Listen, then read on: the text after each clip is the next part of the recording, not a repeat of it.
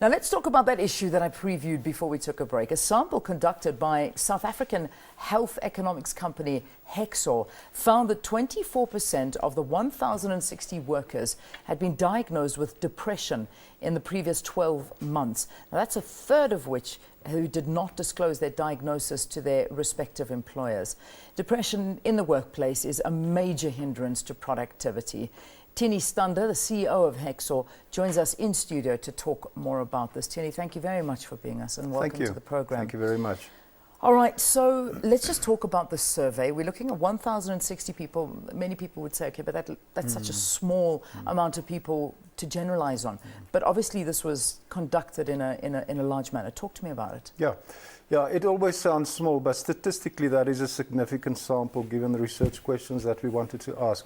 So although it's small, a small number, it definitely represents South Africa at a high level, given the province's income levels, people from CEOs to workers, the whole spectrum. Yeah. How, in terms of the level of worker, was this conducted over? Did you have a look at from CEOs, managers to sort of your bottom of the range? Yeah, that was very important for us. We wanted to know every kind of work, whether you're a cleaner or a manager or just an employee or a CEO. So everybody was included in this study.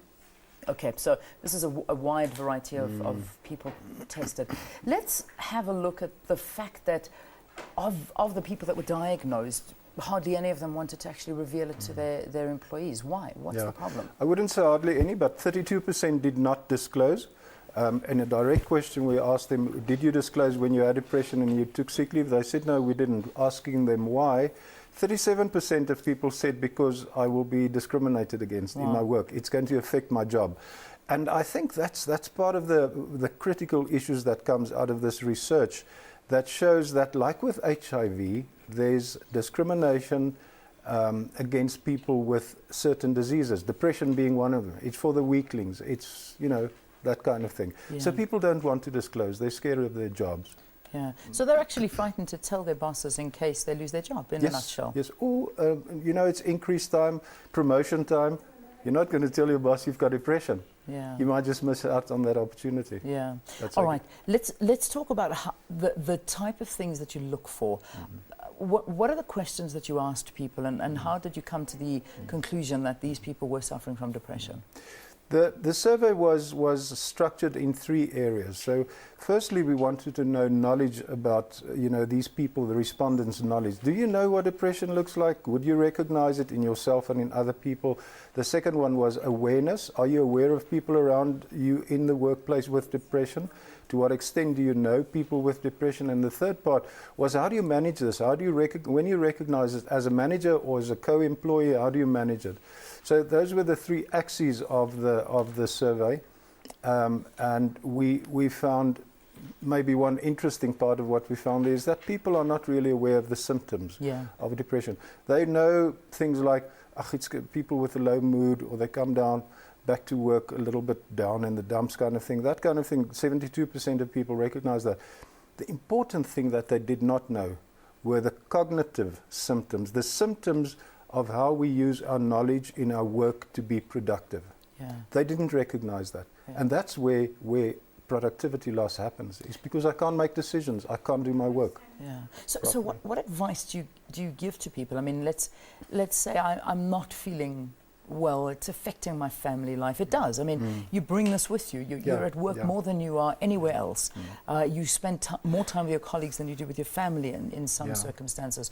What should you be looking out for as an employee when you go to work? I mean, you say we're not aware of the symptoms. What are the symptoms? Okay, so depression is primarily a mood disorder, so there has to be a mood change. You can't feel on top of the world and be depressed, so you have to have a mood change. Continuously, it's something it's not just this today and tomorrow it's gone. It's something that stays for a long time. And then there are certain physical elements attached to it, such as your weight gain or weight loss, sleep disturbances, appetite disturbance, sexual disturbances, and in the severe extent, suicide. Suicide thoughts. And then you have these cognitive changes of concentration problems, difficulty in performing tasks, making mistakes at work, just not being productive and being yourself. I think from a manager's side, the typical thing would be, this person has always been such a great employee. She worked well, he worked well, but he's just not performing. And there's nothing that I can find to say why. Yeah. It is I mean, we talk about a manager. I suppose it's very difficult if your manager is going through depression, because then they don't really care about anybody else. They're so wrapped up in their own problems. And that, I imagine, is a problem as well. It's definitely a problem. You know, what was so interesting for me in the research, it showed that people who had suffered from depression were more uncomfortable dealing with people with depression than people who had not suffered from depression, which is scary in some way. I was surprised at that result, but it's exactly to your point. Yeah. Managers with depression find it difficult. Tiene, let's take a quick break. We'll continue the conversation, and we would really love you to write into us. Let us know your experiences. Are you suffering from depression? Do you even know that you have depression, particularly in the workplace? Do you wake up feeling that sense of dread of going to work, that it's just, and you carry it home with you into your family life, into your social life, and then you sit at work and you've just lost that vigor for life, but you need to stay there because this is your only income? Write to us, let us know. We'll take a break. We'll continue to have this conversation with Tiene.